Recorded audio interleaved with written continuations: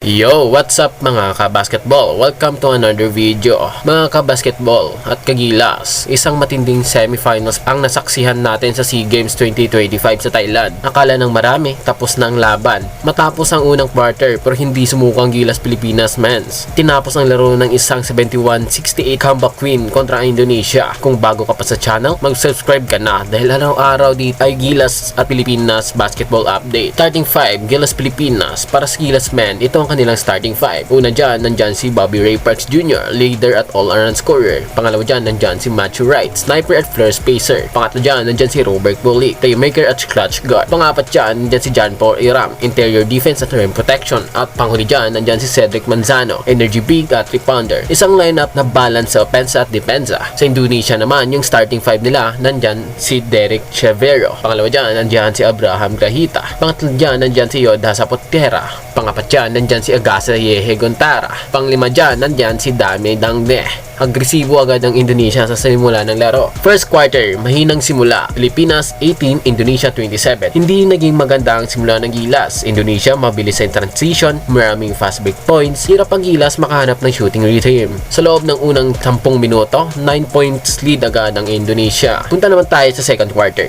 Unti-unting bumabawi ang Gilas Pilipinas. 33 Gilas Pilipinas at 34 naman ng Indonesia. Isa lang yung lamang ng Indonesia. Ito nagsimula bumangon ng Gilas. Mas maging maayos ang ball movement, mas agresibong depensa, may mga mahalagang back mula kina Ray Parks at Wright. Mula sa malaking lamang ng Indonesia, isang puntos na lang ang pagitan sa halftime. Punta tayo sa third quarter. Dito na yung turning point. Gilas Pilipinas 54 at Indonesia naman ay 46 points. Ito ang pinakamahalagang yugto ng laro. Bulik kontrolado ang depensa, Iram matatag sa ilalim, Gilas nanalo sa rebounds at hustle plays. Dito tuluyang kinuha ng Gilas ang momentum. May 8-point leads papasok ng final quarter. At punta na tayo sa fourth quarter, the clutch time. Pilipinas 71 at Indonesia 68. Dikitan hanggang sa huling segundo. Indonesia naghabol sa labas, Gilas nanindigan sa depensa, mahalagang stop sa muling minuto. Sa kabila ng pressure, pinatunayan ng Gilas ang kanilang composure at experience. Final score, Gilas Pilipinas 71, Indonesia 68. Isang thrilling semifinals victory para sa Gilas Pilipinas Men's. Ganito ang laban ng puso, disiplina at determinasyon. Mula sa pagkakabaon sa unang quarter hanggang sa clutch finish. Ito ang totoong Gilas. Kung nagustuhan mo ang breakdown, like, subscribe, share at i-comment mo na rin kung sino para sa iyong maging susi sa panalo ng Gilas laban Pilipinas.